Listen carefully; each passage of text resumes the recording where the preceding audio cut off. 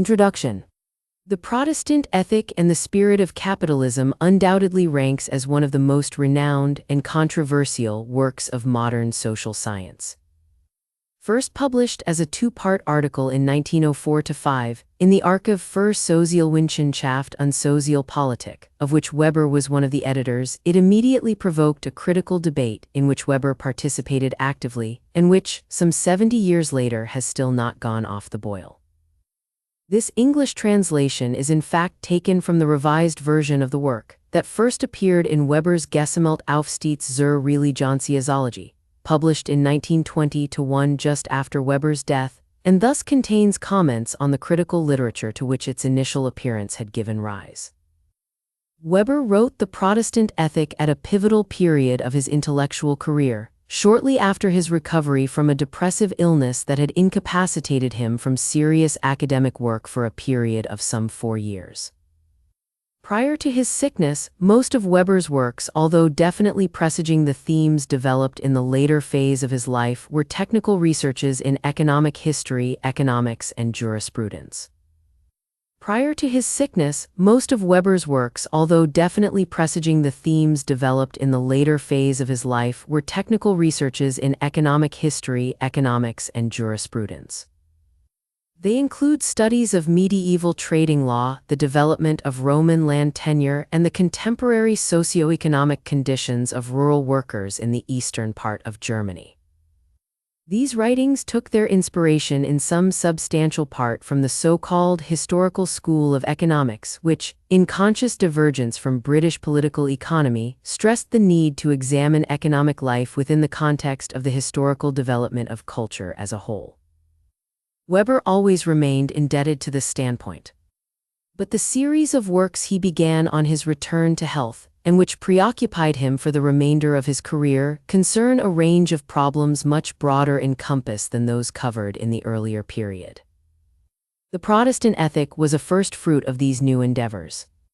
An appreciation of what Weber sought to achieve in the book demands at least an elementary grasp of two aspects of the circumstances in which it was produced: the intellectual climate within which he wrote, and the connections between the work itself and the massive program of study that he set himself in the second phase of his career. 1. The background. German philosophy, political theory, and economics in the 19th century were very different from their counterparts in Britain. The dominant position of utilitarianism and classical political economy in the latter country was not reproduced in Germany, where these were held at arm's length by the influence of idealism and, in the closing decades of the 19th century, by the growing impact of Marxism. In Britain, J.S. Mill's system of logic unified the natural and social sciences in a framework that fitted comfortably within existing traditions in that country. Mill was Comte's most distinguished British disciple, if sharply critical of some of his excesses. Comte's positivism never found a ready soil in Germany, and Dilthey's sympathetic but critical reception of Mill's version of the moral sciences gave an added impulse to what came to be known as the Geisteswissenschaften. The tradition of the Geisteswissenschaften, or the hermeneutic tradition, stretches back well before Dilthey, and from the middle of the 18th century onwards was intertwined with, but also partly set off from, the broader stream of idealistic philosophy. Those associated with the hermeneutic viewpoint insisted upon the differentiation of the sciences of nature from the study of man. While we can explain natural occurrences in terms of the application of causal laws, human conduct is intrinsically meaningful and has to be interpreted or understood in a way which has no counterpart in nature.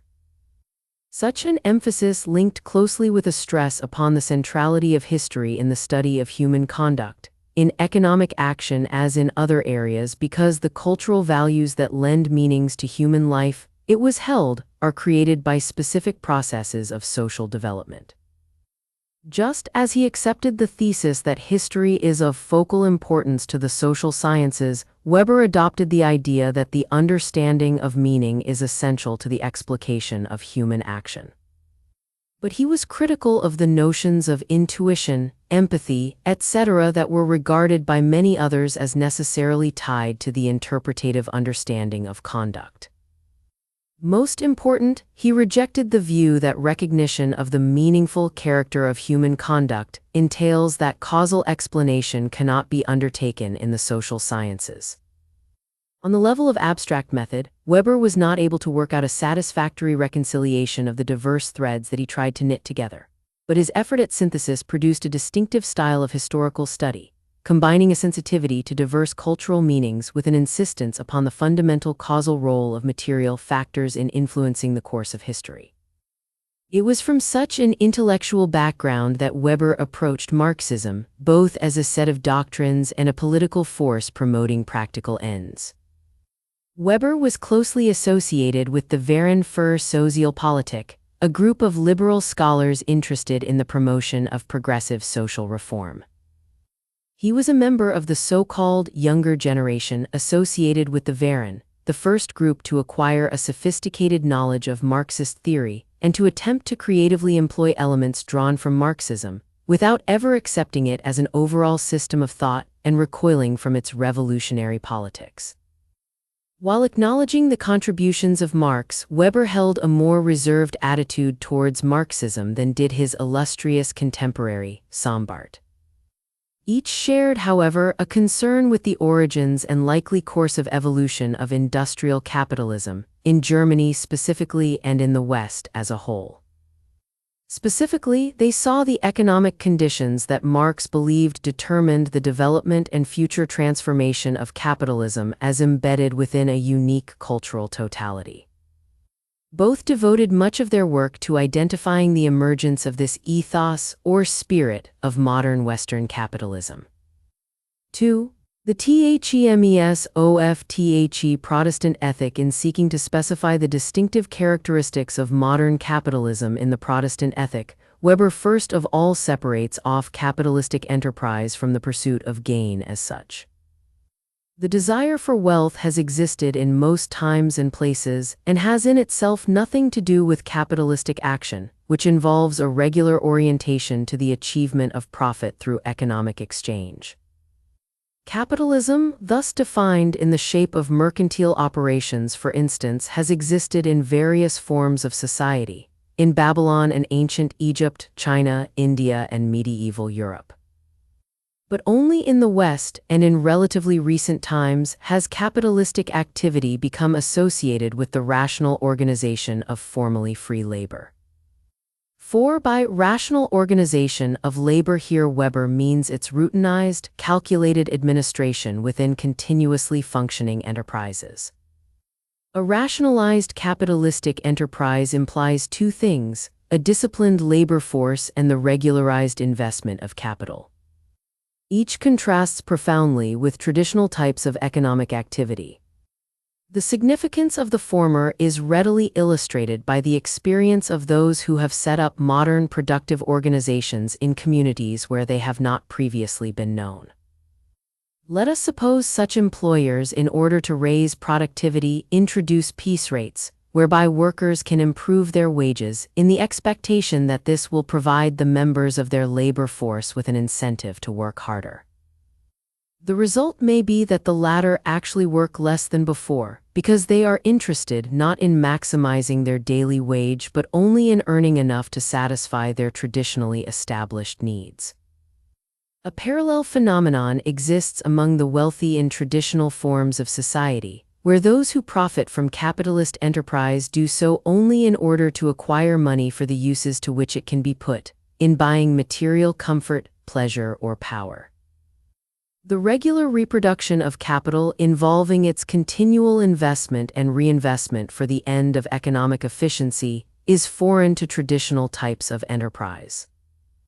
It is associated with an outlook of a very specific kind, the continual accumulation of wealth for its own sake rather than for the material rewards that it can serve to bring. Man is dominated by the making of money, by acquisition as the ultimate purpose of his life. Economic acquisition is no longer subordinated to man as the means for the satisfaction of his material needs. This, according to Weber, is the essence of the spirit of modern capitalism. What explains this historically peculiar circumstance of a drive to the accumulation of wealth conjoined to an absence of interest in the worldly pleasures which it can purchase? It would certainly be mistaken, Weber argues, to suppose that it derives from the relaxation of traditional moralities. This novel outlook is a distinctively moral one, demanding, in fact, unusual self-discipline. The entrepreneurs associated with the development of rational capitalism combine the impulse to accumulation with a positively frugal lifestyle. Weber finds the answer in the thysworldly asceticism of Puritanism, as focused through the concept of the calling. The notion of the calling, according to Weber, did not exist either in antiquity or in Catholic theology. It was introduced by the Reformation. It refers basically to the idea that the highest form of moral obligation of the individual is to fulfill his duty in worldly affairs. This projects religious behavior into the day-to-day world and stands in contrast to the Catholic ideal of the monastic life, whose object is to transcend the demands of mundane existence. Moreover, the moral responsibility of the Protestant is cumulative. The cycle of sin, repentance, and forgiveness renewed throughout the life of the Catholic is absent in Protestantism.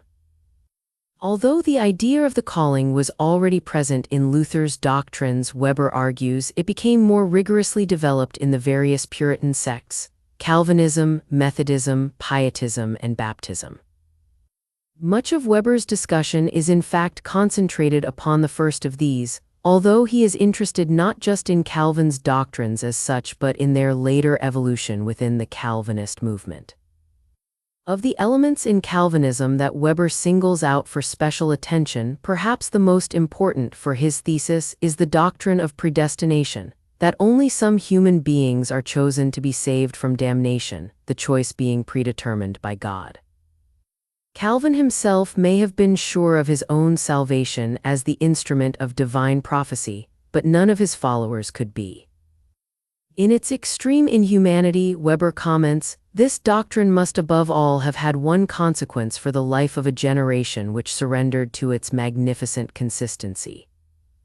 A feeling of unprecedented inner loneliness. From this torment, Weber holds, the capitalist spirit was born. On the pastoral level, two developments occurred. It became obligatory to regard oneself as chosen, lack of certainty being indicative of insufficient faith, and the performance of good works in worldly activity became accepted as the medium whereby such surety could be demonstrated.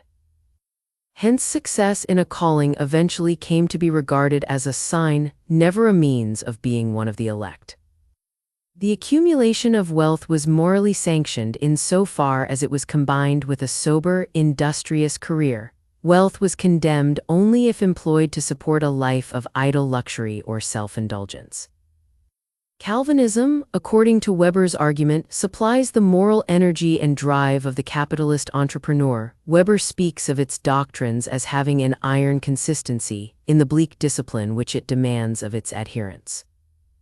The element of ascetic self-control in worldly affairs is certainly there in the other Puritan sects also, but they lack the dynamism of Calvinism. Their impact, Weber suggests, is mainly upon the formation of a moral outlook enhancing labor discipline within the lower and middle levels of capitalist economic organization. The virtues favored by Pietism, for example, were those of the faithful official, clerk, laborer, or domestic worker. 3. The Protestant ethic. In the context of Weber's other writings, for all its fame, the Protestant ethic is a fragment.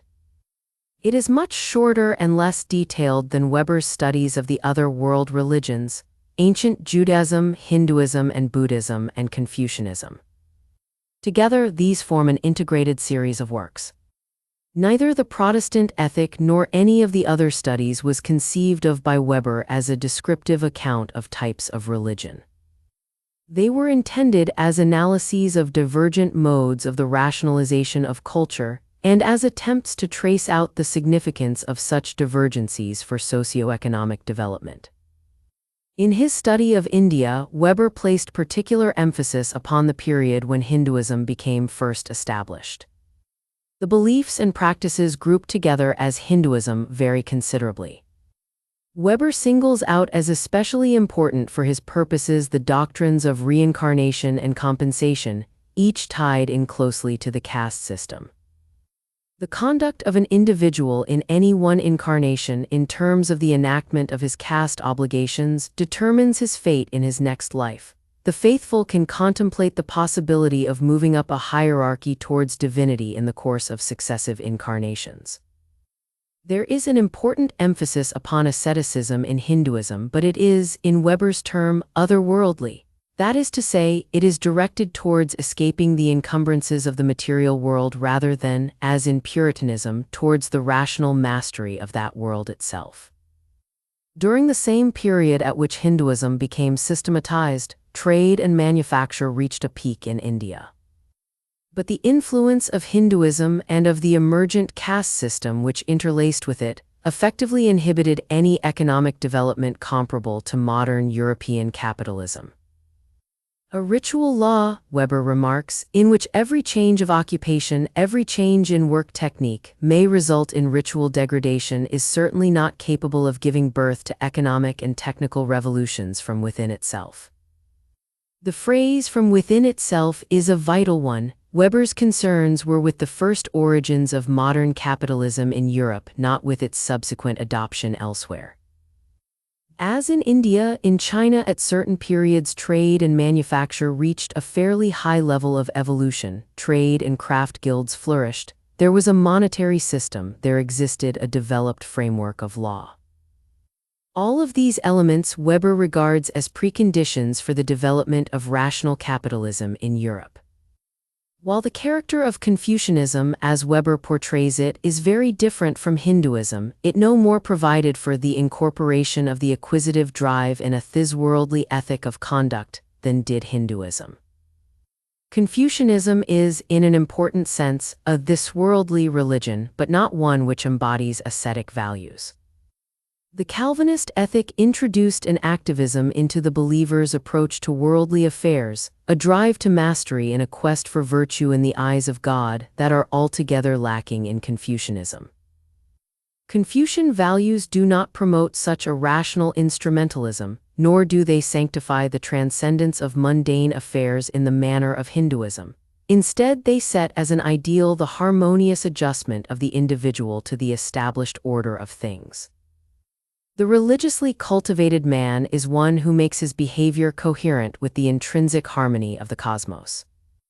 An ethic which stresses rational adjustment to the world as it is could not have generated a moral dynamism in economic activity comparable to that characteristic of the spirit of European capitalism. Weber's other completed study of the world religions, that of ancient Judaism, is also an important element of his overall project. For the first origins of Judaism in ancient Palestine mark the nexus of circumstances in which certain fundamental differences between the religions of the Near and Far East became elaborated. The distinctive doctrines forged in Judaism were perpetuated in Christianity, and hence incorporated into Western culture as a whole. Judaism introduced a tradition of ethical prophecy, involving the active propagation of a divine mission that contrasts with the exemplary prophecy more characteristic of India and China. In the latter type, the prophet offers the example of his own life as a model for his followers to strive after. The active missionary zeal characteristic of ethical prophecy is lacking in the teachings of the exemplary prophets. Judaism and Christianity rest on the tension between sin and salvation, and that gives them a basic transformative capacity which the Far Eastern religions lack, being more contemplative in orientation. The opposition between the imperfections of the world and the perfection of God in Christian theodicy enjoins the believer to achieve his salvation through refashioning the world in accordance with divine purpose. Calvinism, for Weber, both maximizes the moral impulsion deriving from the active commitment to the achievement of salvation and focuses it upon economic activity. The Protestant ethic, Weber says, traces only one side of the causal chain connecting Puritanism to modern capitalism. He certainly does not claim that differences in the rationalization of religious ethics he identifies are the only significant influences that separate economic development in the West from that of the Eastern civilizations. On the contrary, he specifies a number of fundamental socioeconomic factors which distinguish the European experience from that of India and of China, and which were of crucial importance to the emergence of modern capitalism. These include the following. 1. The separation of the productive enterprise from the household, which, prior to the development of industrial capitalism, was much more advanced in the West than it ever became elsewhere. In China, for example, extended kinship units provided the major forms of economic cooperation, thus limiting the influence both of the guilds and of individual entrepreneurial activity. 2. The development of the Western city. In post-medieval Europe, urban communities reached a high level of political autonomy, thus setting off bourgeois society from agrarian feudalism. In the Eastern civilizations, however, partly because of the influence of kinship connections that cut across the urban-rural differentiation, cities remained more embedded in the local agrarian economy. 3. The existence in Europe of an inherited tradition of Roman law, providing a more integrated and developed rationalization of juridical practice than came into being elsewhere. 4. This in turn was one factor making possible the development of the nation-state, administered by full-time bureaucratic officials beyond anything achieved in the Eastern civilizations. The rational legal system of the Western state was in some degree adapted within business organizations themselves, as well as providing an overall framework for the coordination of the capitalist economy. 5. The development of double-entry bookkeeping in Europe. In Weber's view, this was a phenomenon of major importance in opening the way for the regularizing of capitalistic enterprise. 6. That series of changes which, as Marx emphasized, prepared the way for the formation of a free mass of wage laborers whose livelihood depends upon the sale of labor power in the market. This presupposes the prior erosion of the monopolies over the disposal of labor which existed in the form of feudal obligations. Taken together, these represent a mixture of necessary and precipitating conditions which, in conjunction with the moral energy of the Puritans, brought about the rise of modern Western capitalism. But if Puritanism provided that vital spark igniting the sequence of change creating industrial capitalism, the latter order, once established, eradicates the specifically religious elements in the ethic which helped to produce it. When asceticism was carried out of monastic cells into everyday life and began to dominate worldly morality. It did its part in building the tremendous cosmos of the modern economic order. A victorious capitalism, since it rests on mechanical foundations, needs its support no longer. The idea of duty in one's calling prowls about in our lives like the ghost of dead religious beliefs. Here the Protestant ethic, concerned above all with the origins of modern capitalism, connects up with Weber's somber indictment of the latter-day progression of contemporary industrial culture as a whole. Puritanism has played a part in creating the iron cage in which modern man has to exist, an increasingly bureaucratic order from which the spontaneous enjoyment of life is ruthlessly expunged. The Puritan, Weber concludes, wanted to work in a calling we are forced to do so.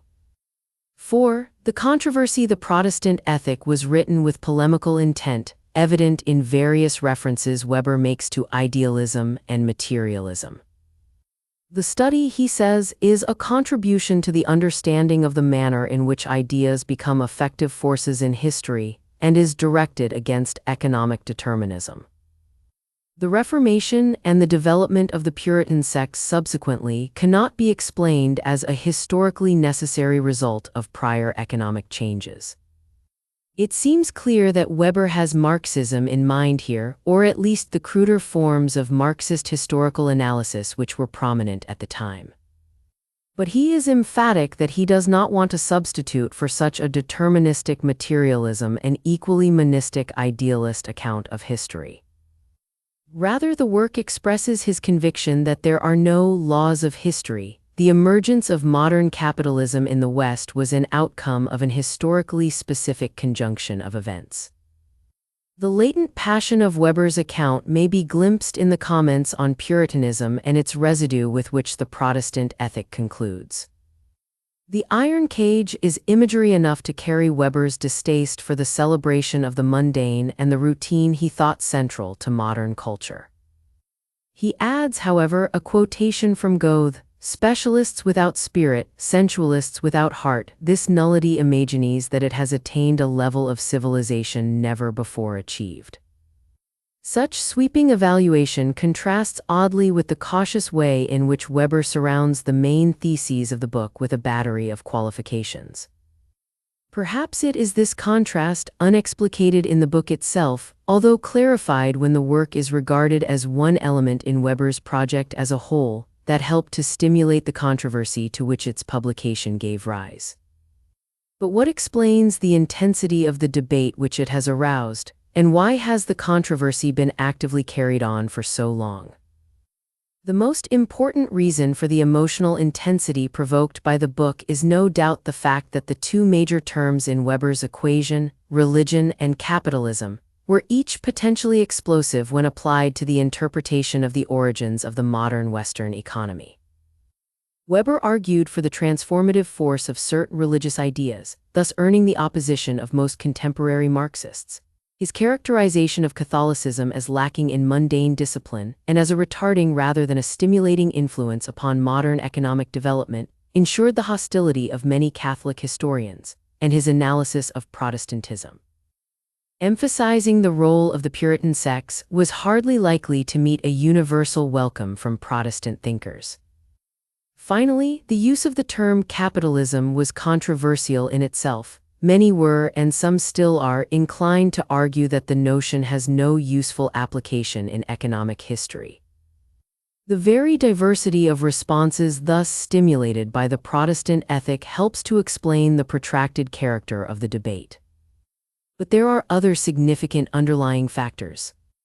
The intellectual power of Weber's arguments derives in no small part from his disregard of traditional subject boundaries, made possible by the extraordinary compass of his own scholarship. Consequently, his work can be approached on several levels: as a specific historical thesis claiming a correlation between Calvinism and entrepreneurial attitudes, as a causal analysis of the influence of Puritanism upon capitalistic activity, as an interpretation of the origins of key components of modern Western society as a whole, and set in the context of Weber's comparative studies. As part of an attempt to identify divergent courses in the rationalization of culture in the major civilizations of West and East. The controversy over the Protestant ethic has moved back and forward between these levels, embracing along the way not only such substantive themes, but also most of the methodological issues which Weber wrote the book to help illuminate. And it has drawn in a dazzling variety of contributors from economics, history and economic history, comparative religion, anthropology and sociology. Moreover, through the works of others who have accepted some or all of Weber's analysis and tried to extend elements of it, secondary controversies have sprung into being, such as that surrounding R. K. Merton's account of the influence of Protestantism on science in 17th century England. It would be difficult to deny that some of the critical responses to the Protestant ethic, particularly immediately following its original publication in Germany, and on the first appearance of this translation in 1930, were founded upon either direct misunderstandings of the claims Weber put forward, or upon an inadequate grasp of what he was trying to achieve in the work. Some such misinterpretations by his early critics, such as Fichter and Rochefort, were accepted by Weber as partly his responsibility.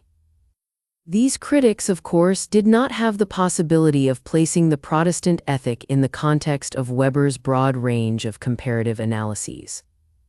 They can perhaps be forgiven for not appreciating the partial character of the study, even if Weber did caution his readers as to the limitations on its scope. But it is less easy to excuse the many subsequent critics writing in the 1920s and 1930s who almost completely ignored Gesammelte Aufsicht zur Religionssoziologie and Wirtschaft und Gesellschaft. Some of the literature of this period is quite valueless, at least as relevant to the assessment of Weber's own arguments. As where, for instance, authors took Weber to task for suggesting that Calvinism was the cause of the development of modern capitalism, or where they pointed out that some contemporary countries, such as Japan, have experienced rapid economic development without possessing anything akin to a Protestant ethic. This nonetheless leaves a considerable variety of potentially justifiable forms of criticism that have been leveled against Weber, incorporated in discussions which stretch from those that dismiss his claims out of hand to those which propose relatively minor modifications to his work. They can perhaps be classified as embodying one or more of the following points of view. 1. Weber's characterization of Protestantism was faulty. Critiques here have been directed to Weber's treatment of the Reformation, to his interpretation of the Puritan sects in general, and to Calvinism in particular. It has been held that Weber was mistaken in supposing that Luther introduced a concept of calling which differed from anything previously available in scriptural exegesis, and that Calvinist ethics were in fact anti-capitalistic rather than ever sanctioning the accumulation of wealth, even as an indirect end. Others have argued that Weber's exposition of Benjamin Franklin's ideas, which occupies a central place in the Protestant ethic, as well as other aspects of his analysis of American Puritanism, are unacceptable. This is of some significance if correct, since Weber regarded the influence of Puritanism upon business activity in the United States as being a particularly clear and important exemplification of his thesis. 2. Weber misinterpreted Catholic doctrine.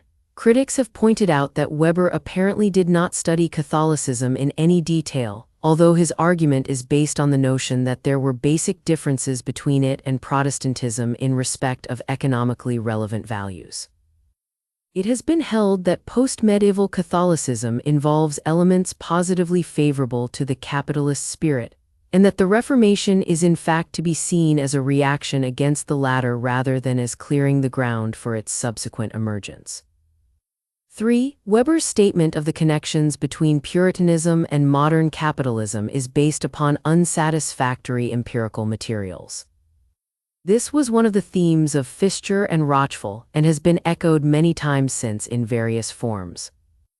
It has been noted that the only numerical analysis Weber refers to is a study of the economic activities of Catholics and Protestants in Baden in 1895, and the accuracy even of these figures has been questioned. More generally, however, critics have pointed out that Weber's sources are mainly Anglo-Saxon, and have claimed that research into economic development in the Rhineland, the Netherlands, and Switzerland in the 16th and 17th centuries does not reveal any close association between Calvinism and capitalistic enterprise. 4. Weber was not justified in drawing as sharp a contrast as he tried to do between modern or rational capitalism and preceding types of capitalistic activity.